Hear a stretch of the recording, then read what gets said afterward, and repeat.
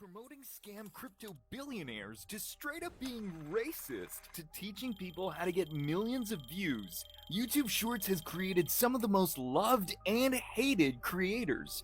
Some of them go viral for actually making mind-blowing content, while others blow up for the dumbest and sometimes outright disgusting reasons. But what actually makes a creator loved and what gets them hated? Starting with McKinley Richardson, one of the most hated creators online for involving children in promoting her OnlyFans. The issue isn't just that she sells adult content, it's that she acts like it's the best career out there. I make spicy content for a living, so today I'm going to prove that a real job is way easier than what I do. But the real issue isn't just what she's saying, it's also who's actually watching. Scroll through her comments section and you'll find plenty of comments from kids. This woman is so pretty and perfect. Heart emoji. Can I also get a pin? I love you, McKinley. I've watched you since I was like 7 and now I'm going to turn 9. The video where you'll see these comments, I got a real job for 24 hours. And you know what's pinned in her comments section? McKinley's OnlyFans links. But that's not the only problem. McKinley's past relationship with Jack Doherty was a major red flag, not just because it seemed fake, but because of the reckless and dangerous content that came with it. Like the time when he flipped a golf cart while McKinley was inside, she ended up in the hospital, and he turned the whole thing into content. Even after they broke up, Jack kept acting like a complete asshole. Yet despite all the backlash, McKinley hasn't slowed down at all. In fact, her net worth is estimated to be around $5 million. But not every viral creator is surrounded by controversy. Some have built their fame in a way that not only earns respect, but is also really inspiring, like Zach King. And he blew up with his mind-blowing magic edits and storytelling. But before he reached that level, he had his own struggles. He was rejected from film school, broke, and sitting on a pile of ideas that just didn't work, but he never stopped. I always wish somebody told me. When life keeps hitting you with all these failures, you just go out and keep making stuff. And that's exactly why people connect with him.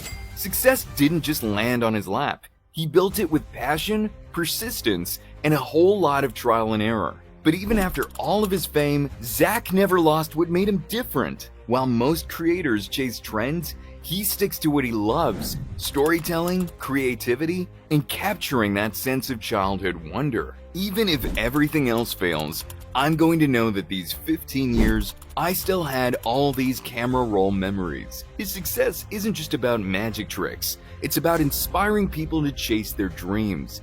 He encouraged creators to take risks, be patient, and keep going, no matter how many times they fail. If you're crazy enough to do something for a long period of time, eventually something's going to hit. And through it all, he keeps his priorities straight. While many influencers get lost in the grind, Zach makes sure to balance his career with family, proving that life outside the screen matters just as much. That's why people love him. Zach built his success on creativity and hard work. Meanwhile, Amr Sastam just keeps recycling the same content until people get sick of it. But that's not the reason why people hate him. So Amr Sastam, aka Master Oogway, started his channel by dubbing clips from Kung Fu Panda as Master Oogway. At first, people found it entertaining, but over time, they got tired of him recycling the same clips and only tweaking a few words. Then came the controversy that changed everything. His downfall began when he said the N-word in this video. I hear Mexican people say the N-word, and I hear black people say the N-word, and many other races as well. Now you can't even find the original video because his main YouTube channel was terminated and he was banned from TikTok. Only time he used the word though. He even made a song about it. After reaching millions of subscribers, he completely fell off. His main channel was wiped, and even when he tried to make a comeback, it flopped. People are commenting on his new account saying, "Bro refuses to work at McDonald's. When we needed him least, he came back." Bro even made a video admitting he fell off, and people were like, "You haven't fallen off, you have been kicked off." Yet despite all of this backlash, some people still support him, especially after he posted an apology video. Some people in the comments are genuinely forgiving him. Amr went from millions of views to millions of people wanting him gone. But while he was getting banned left and right, another creator was blowing up, and people loved him. Say hello to Tony. What's up, homie? I'm Tony. Look at these set of 3D prints. So how did a guy promoting LED signs become a viral sensation? Well, Tony ain't just selling LED signs, he's making videos fun. Hi friends, today we're talking about something super cool called pronouns. Not interested, sir. Anyways, here. Tony graduated with a degree in business English in mainland China. He joined LC Sign in March 2022 as a salesperson. During a promo on Alibaba, Tony was chosen to host a live show, and people loved it. With TikTok blowing up at the same time, his boss saw an opportunity to put him in charge of the company's brand new social media department. Just like that, his journey into viral marketing began. That's when he started experimenting with different accents and personas. Some of his more popular personas include Texas Cowboy, Howdy, homie. It's Tony. What kind of store logo would bring more customer to your store? Indian accent, Repeated day in and day out. British accent. I'm Tony from LC Sign. He even started impersonating well-known figures like Batman, Super Mario, and Donald Trump. Suddenly, people weren't just watching for the product, they were watching for him. People found him so funny that they started commenting on ordering a sign or just taking their money. His accents were so spot on that people genuinely believed he had incredible English skills. He gained a lot of respect because people could tell Tony put in serious effort to master his accents. So how did he learn so many accents? With Tony as the face of the brand, LC Sign had gained worldwide recognition, even though he has yet to fully grasp the scale of his influence. While Tony built his fan base with hard work and talent, others have taken a much different approach, like this guy, Speed McQueen. Most people hate his content, but why? Well, it all starts with the thing he's most known for, racism, and even he admitted it. Now it's over. Oh my god. Fuck yeah, I'm racist. Bro even admitted he's homophobic too. What do you want me to say? I'm homophobic as well? Let's go! Which is crazy because bro has millions of subscribers, influences millions of kids, and he's just okay with that? He even said, "What's wrong with racism?" Of course, what's wrong with racism? Tell me, what's wrong with racism? In a different video, he was asked if he was happy even though he's literally seeing hate videos about him. And this was his response. Does this make you happy? Look, for me to go from a nobody to being talked about on TikTok videos, like, yeah, it makes me happy. Aside from that, people hate his content because he recycles old vines and still gets millions of views. For example, this video versus other older videos. Others say he has 6-year-old humor. Or take this comment, which says his humor is the definition of middle schooler humor. Well, that makes sense because most of his content has no clever punchline, no comedic twist, and sometimes it's just him breaking his keyboard, or just racism. And some of his fans defend him, saying he's not racist just because of his friends. Speaking of friends, he's also close with Master Oogway, collaborated on videos, and even made a music video together. Not only that, but people all over the internet have pointed out that Speed McQueen promoted an OF account on his Instagram. But he deleted it, and this is true because aside from YouTube, this issue is all over the internet, even on Reddit, which is insane because the majority of his viewers are children. And yet despite all this, some of his fans still defend him. Like this comment, "How can people get offended by his jokes?" And they defend him by saying it's just dark humor. Yet other viewers argue that this isn't dark humor. It's just straight up racism. Some say his content is just brain rot. If Speed McQueen is brain rot at its worst, then Dano Cal Drawings is proof that content doesn't have to be mindless to be entertaining. Dano blends education, humor, and storytelling so effortlessly that people don't just watch his videos, they love them. Even creators like Robert DK called Dano the GOAT of YouTube Shorts. But how did Dano go from being just another creator to one of the most successful YouTube animators? Well, his journey started way before YouTube Shorts took over. Back in 2021, Dano posted a video on his birthday 2021, and it's my birthday. Where he explained that his dream was to become an actor, but as long as he could entertain his audience, make them laugh or smile, he'd be happy. That's why he's passionate about YouTube.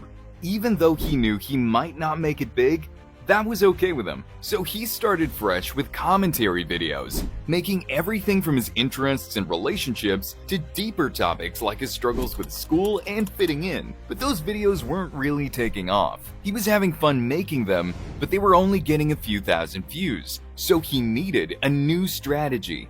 That's when he turned to shorts. Instead of sitting in front of a camera like most commentary videos, Dano focused on something he'd always loved: drawing. He created a character named Riggy and started making animated shorts. Still, he knew he needed something unique to make his content stand out. That's when he came up with the idea to answer random, trending questions using his drawings. His first big breakout moment came in September 2022, when he posted a video on his new channel, Dano Draws, titled "What Happens Now That Queen Elizabeth is Dead?" The video exploded, pulling in millions of views. From that point on, Dano had cracked the code. His content worked so well because it was a mix of curiosity, humor, and education. And as his channel grew, so did his creativity. He started introducing more original characters: Rosie, Lucky, Clone Riggy, turning his shorts into something more than just fun fact videos. He was building lore, creating storylines that made people keep coming back, not just to learn something new, but to see what happened next. One of his biggest moments came when he got involved in Shorts Wars, a massive YouTube ARG where some of the biggest shorts creators teamed up to tell a crossover story. The project was so big that it even got covered by Game Theory. Please, MatPat, do a theory on Shorts Wars. MatPat needs to take a look at the YouTube Shorts ARG. From there, Dano's channel skyrocketed to millions of subscribers, and even after reaching that milestone, he kept pushing his content further, testing new ideas and evolving with every video. Dano's success makes sense. He's got talent, a great sense of humor, and he actually cares about his audience. At one point, people thought the same about Nas Daily. He once had a highly respected channel, but now people absolutely hate him, calling him a narcissist with a huge ego. But why do people hate Nas Daily? Nas Daily exploited Apple Wang Od, a 103-year-old tattoo artist from the Philippines, for profit. In August 2021, Gracia Palikas, Wang Od's great niece, called out Nas Daily on Facebook. She claimed that the so-called Wang Od Academy was a scam, saying, "My grandmother never signed any contract with Nas Daily for this academy." And even after the backlash, Nas defended himself by showing Wang Od's thumbprint on a contract. But Gracia stated that Wang Od didn't understand what she was signing. Aside from that, Nas also made offensive remarks about Filipino farmers. In 2019, Nas Daily visited the Philippines to feature the Cacao Project, a program meant to help farmers make a better living. Louise Mabulo, who made the project, was excited. She was a fan of Nas's content and thought he'd tell a good story about their hard work. But instead of appreciating their work, Nas reportedly mocked them, saying Filipinos are so poor, and why are farmers so poor? He even made fun of the Filipino accent, joking that it sounded stupid. Later, he dismissed farming altogether, saying it wasn't clickable enough for viral content. He also showed zero respect to the people housing him. He refused to eat the meal Louise's mom cooked and didn't even thank them for their hospitality. By the end of the day, Louise was frustrated and exhausted. She realized he wasn't there to help, just to get a quick viral video. Eventually, they agreed he should leave. For years, Louise stayed silent, afraid of backlash. But when she saw Nas Daily accused of exploiting Apo Wang Od, she knew she had to speak up. She called him out for using Filipino culture and poverty as content to be capitalized, and urged Filipinos to stop supporting influencers who profit off their struggles. Nas Daily also promoted crypto scammers like Sam Bankman-Fried, To me is the most generous billionaire in the world, and I found him. Hi, my name is Sam. the founder of the cryptocurrency exchange FTX. The video talked about how Bankman-Fried was all about giving back, highlighting his promise to donate a big chunk of his money to charity. And when the world found out that Sam was a fraud, Nas decided to delete the video. But audience said in the comments that even if he deletes it, the internet wouldn't forget. And Nas replied that he's not trying to make the internet forget, he just wanted to be transparent. And people were saying that since he deleted the video, that's not transparency at all. Nas also made a video about studying Islam for a month, but people pointed out that it was full of misinformation. In the comments, some even said, if anyone here doesn't know about Islam, I don't recommend this video. And someone said that Nas studied for a whole month but didn't learn anything right. And a lot more criticism and corrections were pointed out. Nas was also hypocritical about the Palestine-Israel conflict. Despite presenting himself as neutral, he contradicted himself multiple times, like in his tweet from October 2023, where he said he views himself as Israeli-Palestinian, but Israeli first, Palestinian second, making people believe he was taking Israel's side. Then he was caught cursing Israel off camera. Fuck what you said? Contradicting his neutral stance. And when he made a video addressing every controversy, people in the comments were saying that Nas's ego is so big, he doesn't even know how to properly apologize. Instead of apologizing and trying to do better, he ended up blaming his audience. Someone also pointed out that Nas is hated not just because of his actions, but because he is not genuine, just arrogant. Now his content has dropped from millions of views to barely reaching 6 figures. But not all creators handle mistakes the way Nas does.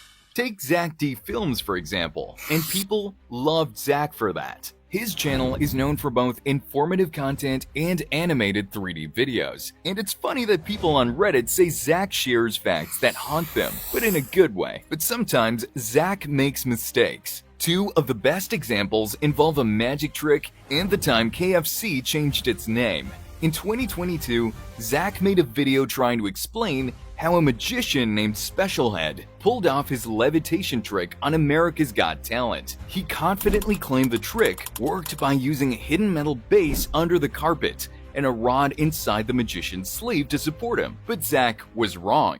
A few days ago, I showed you how this trick was done, and I was wrong. Specialhead himself responded, showing that there was no base or harness involved, completely debunking Zach's theory. Instead of brushing it off, Zach made a follow-up video admitting his mistake. He even went as far as saying, the answer is that I have no idea. A year later, in January 2023, Zach made another factual error.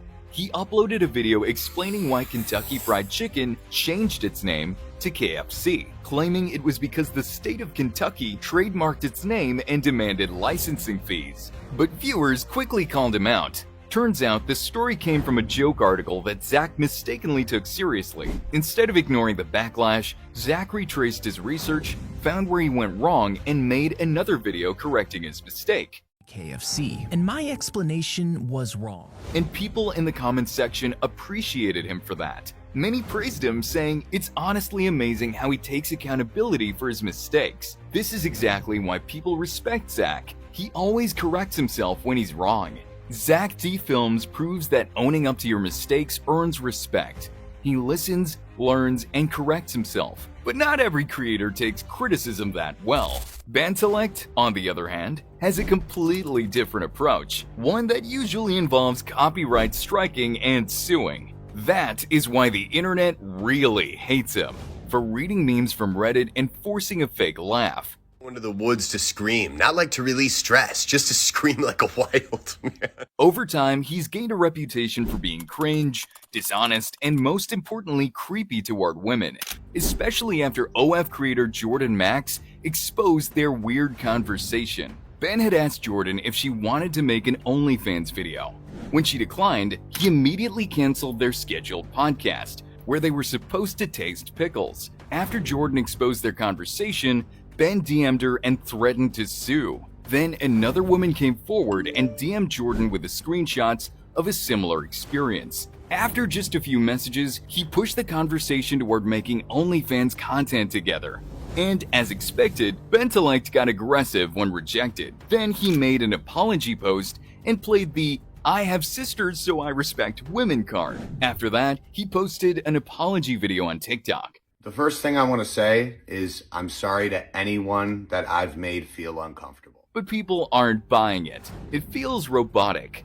Then around October 2024, he made a short video claiming the screenshots were fake and calling the creators who exposed him clowns. And the comments are roasting him, saying things like, "And this video is fake too, by the way."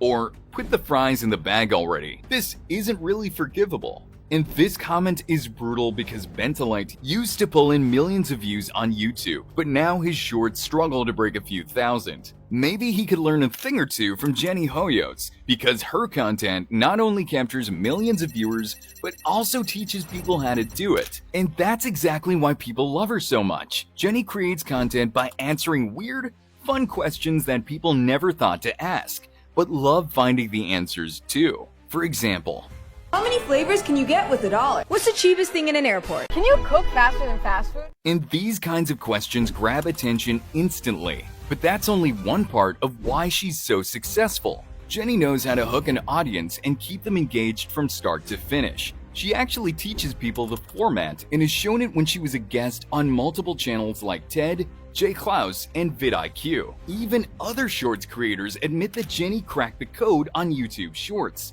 and some of them definitely took a lot of inspiration from her. People also love the way she responds to questions, because it shows how knowledgeable she is. Because of her impact, storytelling skills, and influence, people call her the Queen of YouTube Shorts. But for you, which YouTube Shorts creator do you love the most?